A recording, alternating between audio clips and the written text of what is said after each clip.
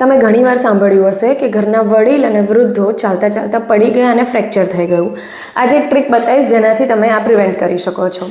હવે ઉંમર જેમ વધે છે એમ બ્લડ પ્રેશર કંટ્રોલ કરવાનો જે રિફ્લેક્સીસ હોય છે ઓછો થઈ જાય છે. એટલે જ્યારે એ પોઝિશન બદલે છે તો બ્લડ પ્રેશર ડ્રોપ થઈ જાય છે, એનાથી ચક્કર આવે છે અને પછી પડી જવાય છે. આને કહેવાય પોસ્ચરલ હાઇપોટેન્શન. આને પ્રિવેન્ટ કરવા માટે એક ટ્રીક હોય છે જેને કહેવાય પોઝિશન હોલ્ડ. આ કેવી રીતે કરવું એ તમને સમજાવું છું. જ્યારે પણ તમારા પેરેન્ટ્સ એ પથારીમાંથી બેઠા થાય તો એમને 15 સેકન્ડનો હોલ્ડ કરાવડાવો. પછી એ ઊભા થાય ફરીથી 15 સેકન્ડનો હોલ્ડ કરાવો.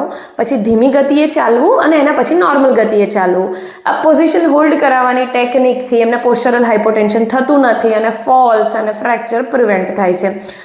આ વિડીયોમાં જે કરેલી ટેકનિક એ તમારા પેરેન્ટ્સને શીખવાડો અને તમારા બધા રિલેટિવમાં આ વિડીયો ફોરવર્ડ કરો. Thank you so much.